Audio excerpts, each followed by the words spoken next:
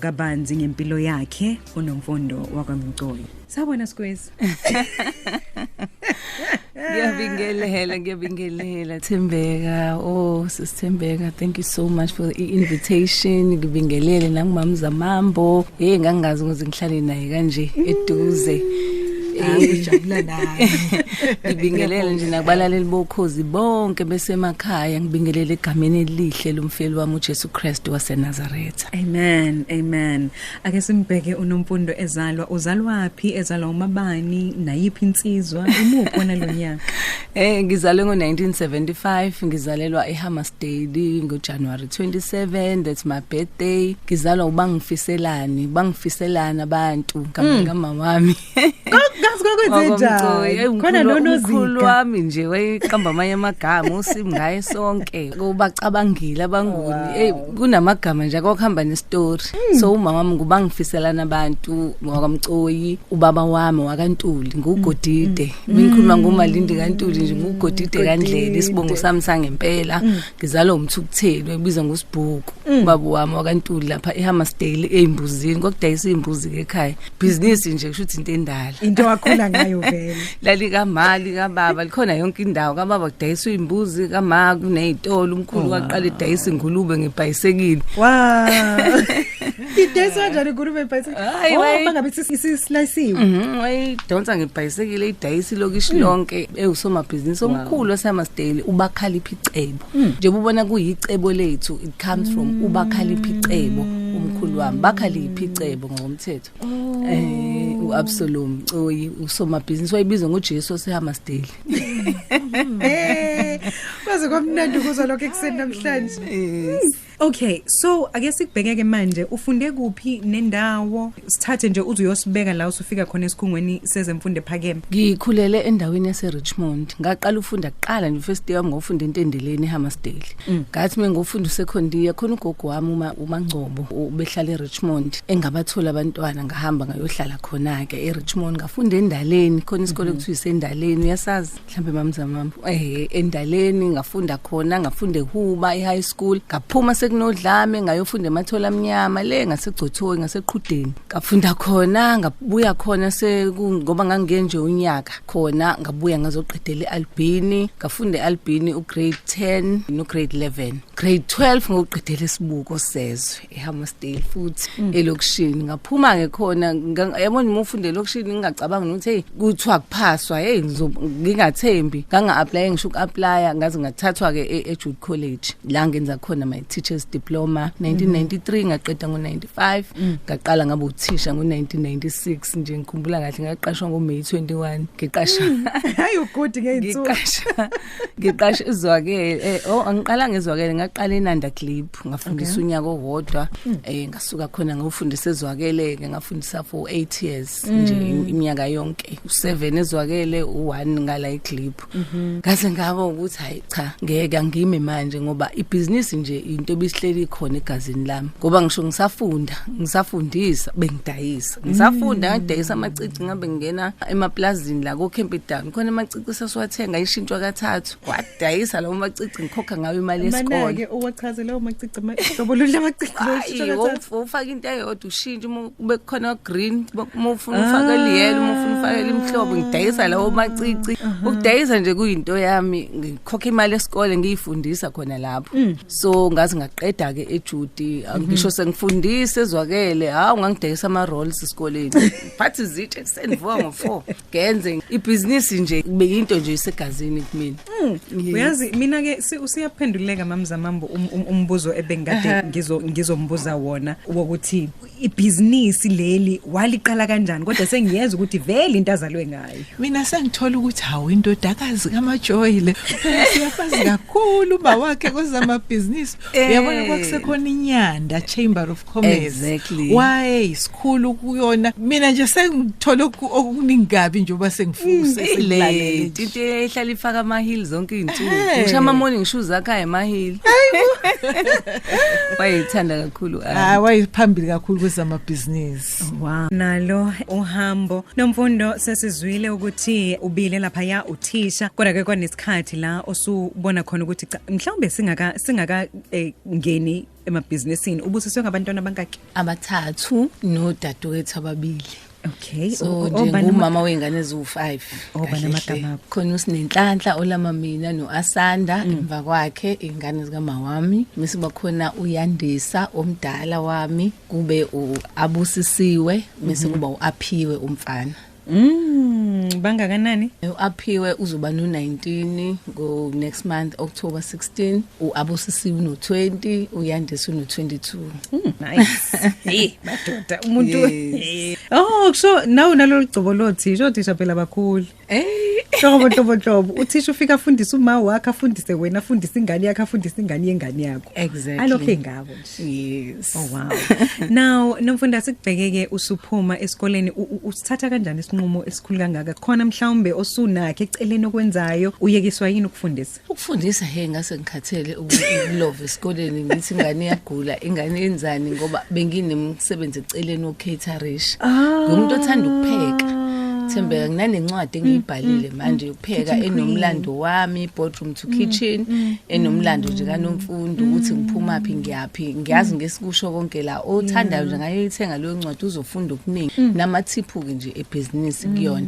So bengumuntu othanda ukupheka nginebusiness lokupheka eceleni so njalo phatha mengithola umsebenzi fanele ngilove esikoleni ngiyokwenza lokho ngabona ukuthi angibe nje straight ukuze ingane ngarubheka esikoleni angiphumele obala ngihlale kuloko engikuthanda kakhulu ngoba ukupheka nje kuyaziwa nje ukukhona mina lapho nje ukudla kuningi ngike ngihleke ngoba baze basho ukuthi ukupheka icebo lethu ukudla kuphela ukudla kuningi ngoba kuyaziwa nje into enami nokudla kufanele kube kuningi angizwani nokudla okuncane ugogo wami engakubulala ungafika nje ibhodwe iM2 ekutshela kahle ukuthi hayi ingilosi izodlana. Ngihle ukuthi kunomunye owayengixoxela ukuthi ngicabanga ukuthi nijwayele kakhulu ukusebenzisana na ethi hey uyazi Nomfundo kangixaki athi phuma pheshe ekhathele kodwa uzofika endlini athi wozani mhlambe sidlule kwakhe wozani apheka azandlala itafula afake yonke into uthi nxa ukuthi mngani siphuma phesheya sikhathele sonke nje yabo nje manje kade sise Egypt sithe sibuya nje hey ubaba lapha ekhaya nginobaba nginomkhonyane ethu ngithiyani akadlali nje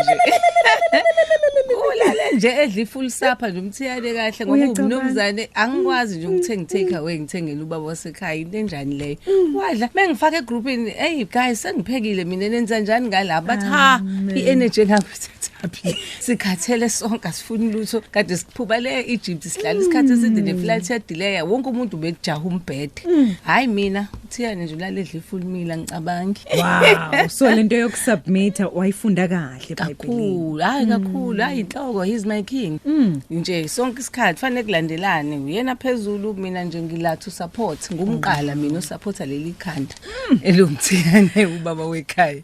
Wow, mlelo Khosi FM mhlambe ke nawe kukhona ufisa ukukubuza kuyena usisi Nomfundo sokwina namhlanje 0716136667 noma ke uvele uye lapha ku Twitter @Khosi_FM usibuze khona ukuthi ke imbuzo ofisa ukuthi ke sikubuzele yona ekseni namhlanje noma ke uye lapha ku Thembeka Zondo_C abese ke ukwazi ukuthi ubuze yonke nje imbuzo yakho ofisa ukumbuza yona noma ke mhlambe khona othile nje ufisa ukudlulisa. So ke usuya resigna ke esikoleni usuyo ngena ebusinessini le catering full time. Yes ngangena ebusinessini nje le catering full time kanti ngeke ngaba nebhusha la emarket kuwo week lelibiza ngeDance Butchery kone ngangikwenza at the time garana kwaze kwafika egcineni ukuthi hayi sengiyakhathala nayilona kwakonakala nje impilo yangiphela emva kwaloko yangiphelela nje ngashela umuzi basha ngihlale Westville 7 bedroom house yasha nje yaphela. Kwenze njani ishiswa yini? Sazi kwavele kwavutha nje mina asaze emini futhi mina angekho ngisemathuneni ngiyocleana nje ngilungise emathuneni ababo wami ngafonelwa nje sekuthiwa nje kuyasha endlini hey ngafonelwa umakhelwane kuthiwa hayi Nomfundo ngeke saphuma lutho nje but the dogs are fine. Yazi ngibuza abachazi nanezingane zami ukuthi zi right bangitshela ngezinto ukuthi hayi izinja zisindile zingaphandle ngithi hayi bayingane washa waphela kanjalo sadonethelwa impahla yonke impilo nje kwafanele ngiyiqale phansi from zero. Kwaba nzima kakhulu ngaphuma lapho ngayoqala ke lo msebenzi lo wecebo lethu it was 2009 mise ngiqala wona. Thembeka kaze kube nzima kangaka empilweni yabo la ufika khona ubona ukuthi hayi ngathi akusekho okunye khona isikhathi nje ngase ngihlale e-office nezingane khona isikhathi ngangakwazi ukuyifundisa. Nginenhlanhla ukuthi ngike ngawuzwa umlando wakho ngaphambilini ngiyezwa futhi ukuthi khona la uphelelwe kona konke sengiyezwa ukuthi kwasho umuzi obukade uhlala kuwona. So ke ufika kanjani ekutheni niyohlala e-office azikho yini ihlobo elingabhaca kuzo? No kwakukhona ekhaya eHammersdale. Yes uma kusho umuzi Thembeka ngangishadile ngoMrs Ngwenya kwaphela mshado kwaphela muzi kwaphela yonke into kanye nje kwacaca ukuthi ngabuyela ekhaya ngayisibhedlela ngangisentabeni for some time undergo a lot of depression. Ngabuyela ekhaya nje ngabuya nje ngibuya ngamaphijama esibhedlela ngingenalutho tho. Ngabuya nezingane nazo 5 uma wami uyagula une dementia. Kuvula isikhwama Thembeka ukuthi usujwayela ukuthi mawuvula ubona imali esikhwameni akukho lutho. I had to start from there. Nazi ingane fanele kushaya uJanuary esikoleni anginayo nemali yokuyifundisa. And phela ingane ejwayele uhlobo oluthile lempilo. Ngake ngahlala eMaristella ngihleli ngaphandle ingane zami ifunde private school ngaso sikhathi ayikaze ifunde kwesinye isikole. Ngokuchazela abelungu ngikhala ngisho ukuthi anginayo imali manje kodwa ngizozama ngicela bayifake esikoleni. Yazi angena ngoFebruary esikoleni. Sengiyithengile incwadi cabanga from Hammersdale to Durban every day ezesikoleni. So ukuhlala e-office kwakukusondelela ukuthi beseduze ngoba bayadlala babedlala yonke bawu5 omunye udlala ihokho omunye udlala idrama ngazo omunye udlalana ngoba izi-projects shemingane umsebenzi wesibili yabo nje umsebenzi i-career enye nje kuba umama nezingane. My son uyifunda la ngase Winter Bay e-DPHS hayi ayikho into engayidlala esikoleni konke and wena umgijima zona zonke le indawo konke khona ke isikhathi ke Nkosi yami lapho unga-afford kwafana phume ngisho aftercare Nkosi yami wayesasithi noma sithandaza athi ma how many thousands do we need for school athi ma asingawuthenga uMcDonald khona so saver ene khona sokhokha imali esikole khona ngizokwazi ukudlala e-aftercare ethanda ukudlala. So there's a lot nje I went through ukubona ingane zakho ungakwazi uku-afford ukuzenzela izinto ezinye zenza yabo taking him out of aftercare nje was the worst thing because your name is ahlale ahlale busy nabanye kwakunzima but uNkulunkulu emuhle wahamba nami kulelo gibhithe lami engangidlula kulona in the dry land yami ngadlula ngahamba ngahlala e-office ngaqala lelicebo lethu ngaliqala sakudlala ukuthi nje hayi ngiphume ngiye eChina ngilanda izinto ngibuye ngidayise ngifaka imali khona lecebo ngifundisa izingane.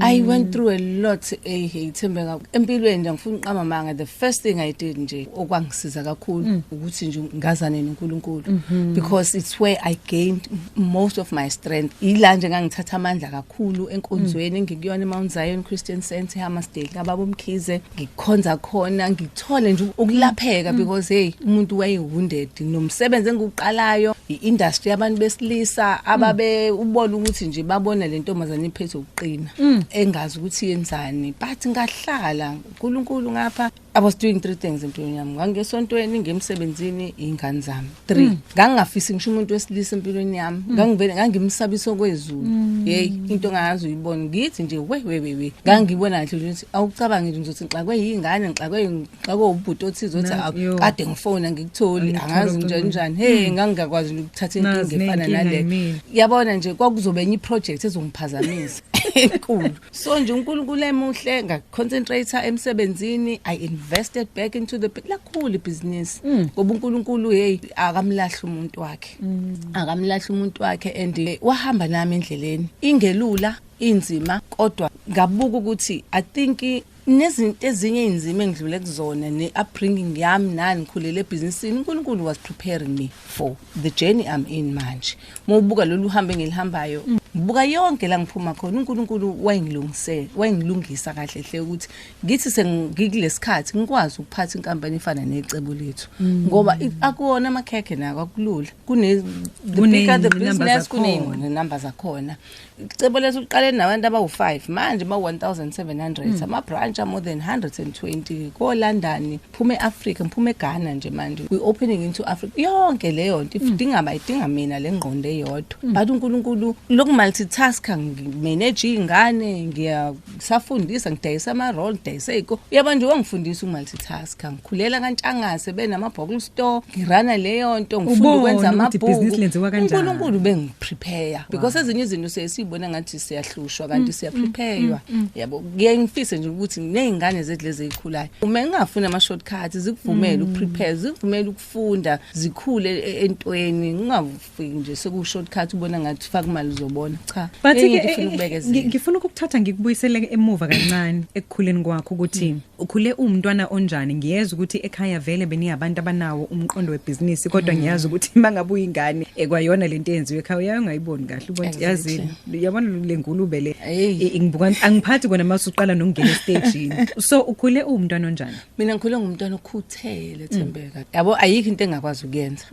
Ngikhuthele, ngicleana, ngipheka, ngafunda ukupheka, ngifunda usekhondiya ngase ngikwazi ukupheka. Ngase ngikwazi ukupheka i-rice, pheka ucurry, kasitana 2 kasenza nama salad ngenza 7 colors. So second year ubusupheka? Second year because kaNtshangase la bengikhulela khona. Ngaqala nje ufana ufunda ukupheka imile rice kamkhulu, ufunda ukupheka itomato soup yakhe, ubilisa inyama kamkhulu, adle lokho uNtshangase wayidla leyo nto nje ubaba Uyazi ngimangazwa yini?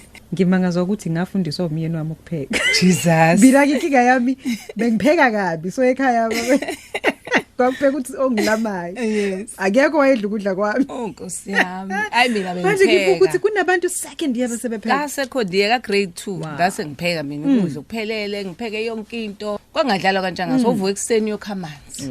Ukhamanzi ukuthi umkhulu ufana geze kubhavu, umkhulu ufana kwakunesitoilet elishaywayo kaNtshangase. Kuyona muzo netoilet elishaywayo engekho endaweni. Ufana uyokhamanzi ukuthi umkhulu akwazi ukusebenzisa itoilet aphinde akwazi ukugeza kubhavu. Uphinde uclean korobho ukushiye sekuclean uyangena ngo7 esikoleni ngiyacula ekhwayeni ngiyadlala ibhola ngangihlakaniphileke nasesikoleni uNkulunkulu wayengibosisile nje ngengqondo. So nje yilezo ingane so nje ngikhule kuphelele konke akukho kushodayo. Khuthele inqondo ukhona nje konke ngikwazi ukukwenza. Nasekhaya ingane nje ebangwayo ngisho kuvalwa izikole kubanga ukuthi akavakashele ngala ngoba ngizokhipha iwashing yonke ngiyiwasha igcwala ucingo. Ngiyiwashe ngenze yonke into yabona uAnma Joy nje wayengithanda kabi nje bathi sikhuluma ngaye ngoba ngisho ehamba nenyanda nani uyihamba nami mhlale ehotel khona ngizomayinela ngenzini ngangile ngane nje ithandekayo ngoba ngangikhuthele namanje ngisakhuthele futhi ngoba uma ubheka ecebo lethu lilingaka ayikho into engakwazi ukuyenza.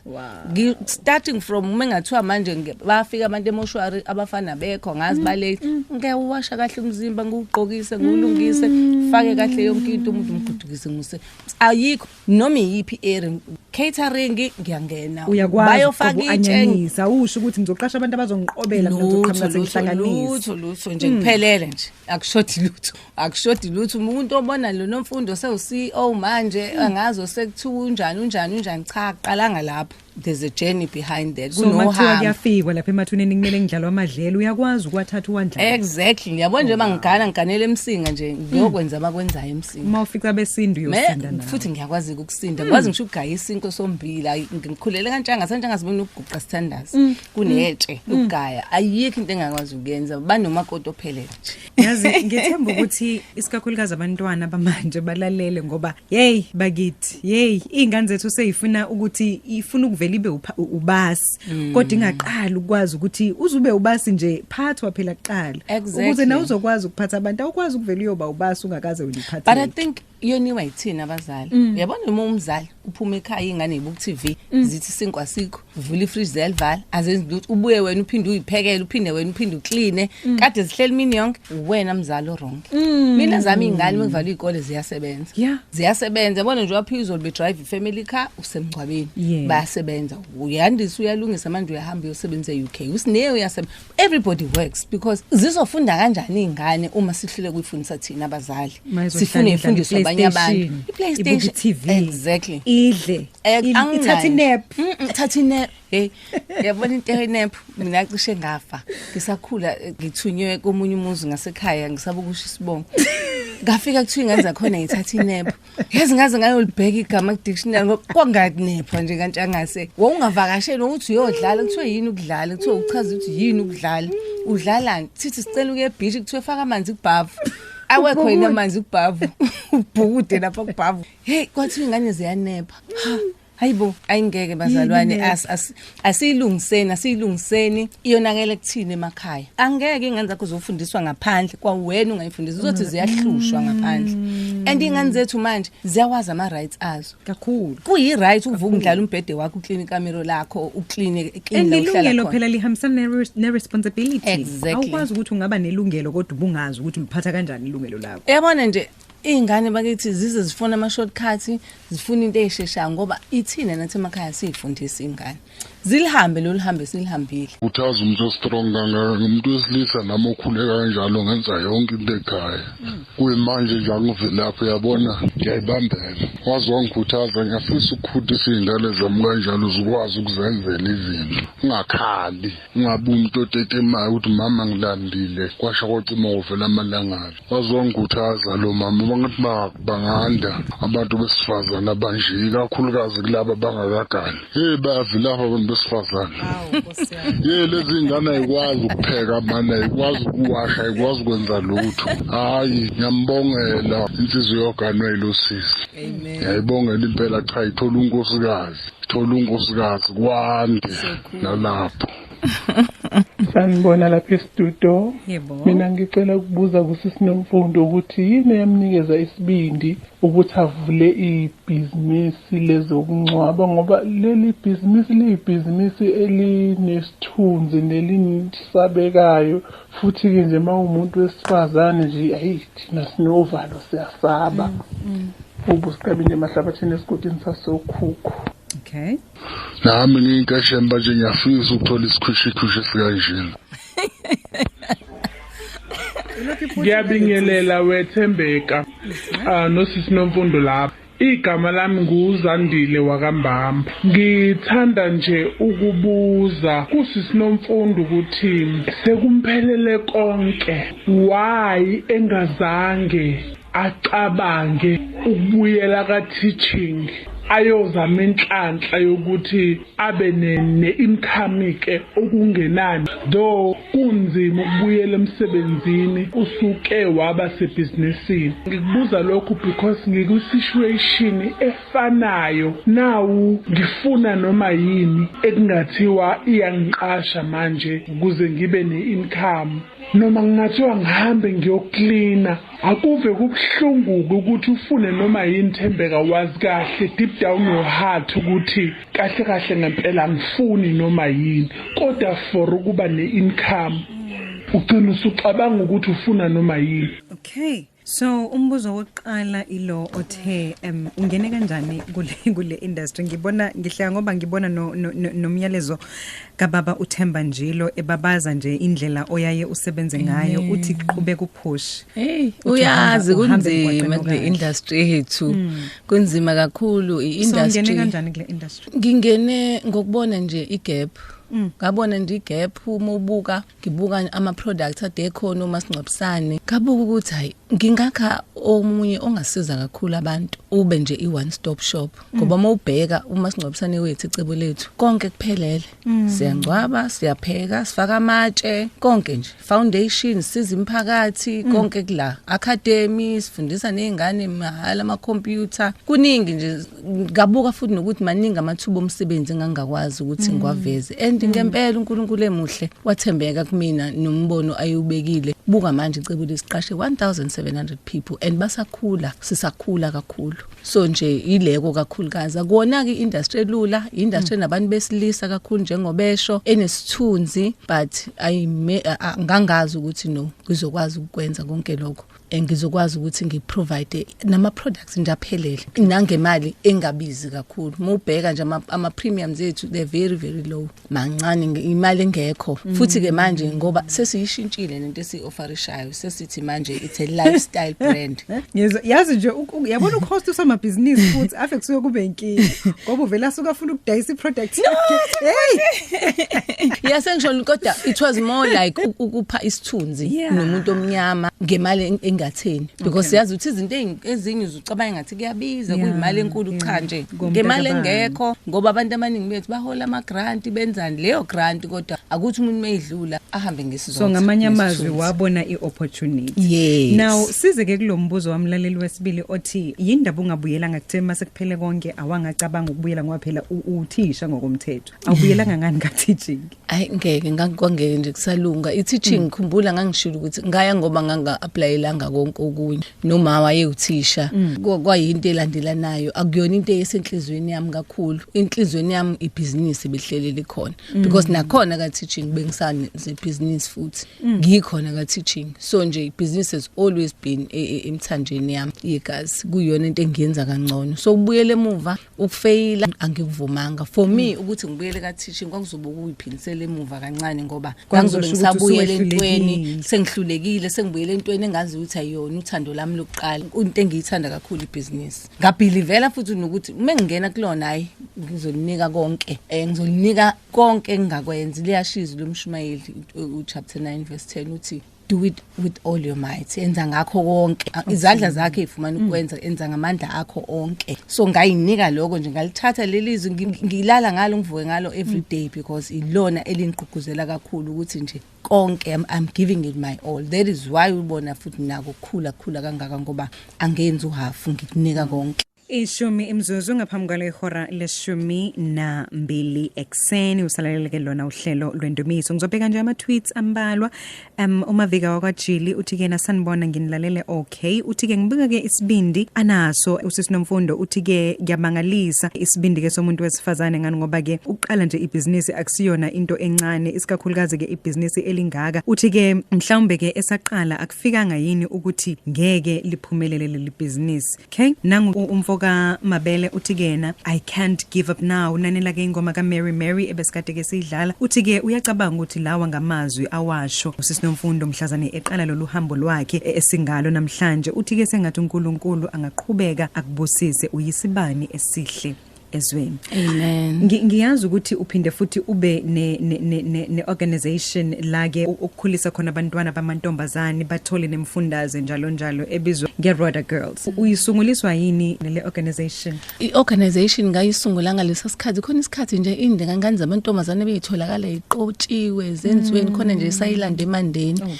iqotshwe because it was around 2017 when I started. Kabuka ukuthi nomfundo yini ongayenza ukulekelela abantu ingane ukwenza umehluko. Number 1, number 2 uGenesis lapha yana Thembeka 1 uverse 28 uthi uNkulunkulu asizalane esande. Kabuka ukuthi uNkulunkulu metha multiply akasho ukuthi asizale ingane sigcwala ama labor ward but uthi mina ngunomfundo bangaka abanye nomfundo ngizobashiya bekhona emhlabeni because akufanele mekufuna umfundo kuphele kodwa I need to multiply myself ngabanye abantu besifazane so leza ingane ke sifakela kule program it's a 5-year program ngiyabafundisa bring in ama camps lasiba khulisa khona nokuyithanda nanoma yini umuntu afuna ukuyenza we want to bring out the best of them ngendlela ehlukene nokuphatela nje ukuthi simanika uthando because nokuthi wanele kufe kangaka emhlabeni ngoba uthando liyalekha ingane ke lezi iningi lazi ezinye inukubeziwe ihluphema emakhaya ehluphekayo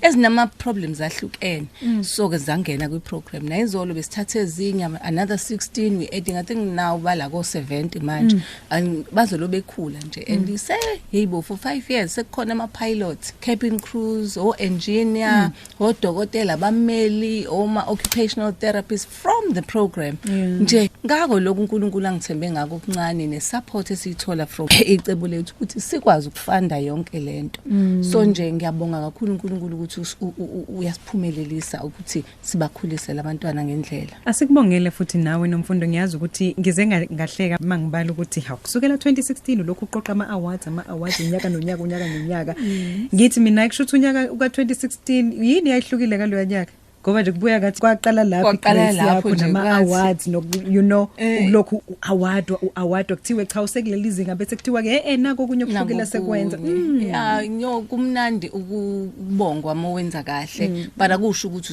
usufika egcineni ukukhuthaza ukuthi uqhubeka wenze even more because uma ubheka from 2016 icebo lethu lishintshe laba yenye into nokukhula kwalo because besilokhuthazwa ngalama awards bengashiya ukuthi hayi we've arrived senifikile sekusegcineni but besikhuthazwa nokuvezwa nje kwegalelo lakho njengomuntu wesifazana nokuyinto esingayiboni kakhulu kunzima wethembeka kakhulu especially uma kulomkhakha ngempela ngikuona kunabantu besilisa kakhulu even now uyabo kunzima ukuphatha emkhakheni kunabantu besilisa because bahlale befuna indawo yabo leya yabo nje mengingena kule industry mina ngena ke ngihlala endlini nawo ubona ukuthi abangiboni ukuthi khona mhlawumbe mengishinto fanele ngiyiphinde yathatha ukuze baqale bayicabanga ukuthi inayo isense kodwa ke uNkulunkulu emuhle buka manje sila sikhona nama challenges akhona ngakapheli kodwa uNkulunkulu siyazi walithulisa ulwandle uJesu uzothula nemsindo kuzohamba kuzoqhubeka bakhula abantu khula amabhizinisi asivale Nomfundo ngifuna ukuvala ngokukubuza lo mbuzo likuphi ithemba lakho ikuphi la ukuthi khona uma ngabe sekwenzeke konke wakuthola konke okufisayo empilweni noma ke wadlula ezintweni odlula kuzo noma ke wafika ezikhathini ezinzima ikuphi la uyayukhalele khona nala uthembela khona hey ithemba lami mina thembeka leNkulunkulu all the time at home ngine prayer room where I just go and sit with God and say uNkulunkulu ngakho konke okwenzayo kuhle empilweni yami ngicela ungakukhonzi but ngakhohlwa wena noma inini and I always make sure ukuthi leyo part yami ye faith ayiphazamiseki ngoba ngiyazi uNkulunkulu ungithathephi udlulephi nami la ngikhona ngaye ngikubonayo nokubatshazwayo amandla akhe akona amandla kaNomfundo there is why ngeke ngithi nabantu bebethi hawu Nomfundo siyabonga wenza kahle ngithi udumo likaNkulunkulu akulona olwami mina I'm just a vessel ngiyithuluze elisetshenziswa uNkulunkulu ukuthi lenze yonke lo mehluko obatshazwayo umhlaba wonke and sonke isikhathi I will forever be grateful and faithful to God for that because istrength sami angina ka antobonayo noma nguphi cha angikubiza uNkulunkulu nje uJehova ophilayo akayena ubhali uyezwa noma inini uhleze nami uhamba nami kule ndlela ngoba ayilula indlela yebusiness kodwa futhi ngoba yena ukhona uprovider kahluleki uhamba nami endleleni noma sekunzima kangakanani sekuthiwa hayi la ngeke ngiphumele hayi la ngeke kwenzeke kodwa ngoba ngibona ngiphuma ngibona ngiphumelela ngibona kuvuleka iminyango thembeka mina serve God ongqongqoza ku single door avula sliding door that is the God I serve and ngiyambonga kakhulu ngoba even abantu abazama ukuchaza abafundile ama actuaries na big people aba also ngqondo mebechaza isuccess ne growth yecebo lethu ayichazeki because into ekaNkulunkulu akwazi ukuyichaza. Wow. Asikubongele kakhulu sibongele nensizwa kaMthiyane ezokhala embali kwangathi nje konke kungahamba kahle. Ngiyokumema ngelinye ilanga ke sikhulume ngale organization esiza umntwana wentombazane sibheke nje yona kuphela ngoba ngiyazi futhi ukuthi baningi abafisayo ukwazi kabanzi baningi abantwana abadingayo out there kodwa ke sekuyoba inkulumo yangelinye ilanga sibonge kakhulu kona ngiyabonga kakhulu khona inkulumo zokuxhumana oh yes ngikhona usayicinga usayikhohliwe ngicela ukusho ezinye zasemsebenzini ayilezi ngoba hey kuzoba non stop kanti kusayogibela le mina ngishe zakho mabefuna ukukhuluma nawe ngqo nami ngqo ngcono bangi-email ngicela bangi-email anyone ofuna nje ukukhuluma nami ngqo nosizo no advice nani ngoba I mentor a lot of people as well especially in business ngicela ukuthatha eya-Gmail hayi yasicebo lethu nomfundomcoyi@gmail.com basebenzeleyo ngoba leyo ngifunde eceleni ngedwa le yasemsebenzini sibuye sifunde nabanye so le nomfundomcoyi@gmail.com iza direct to Nomfundo and ngikhona ke nako Facebook nobani uMcoyi Nomfundo bazongithola so nje ngumuntu o accessible otholakalayo angicashile ngiyatholakala kodwa nje nomfundomcoyi@gmail.com definitely I'll take any input nani abazoyisho. Siyabonga kakhulu sisifundo.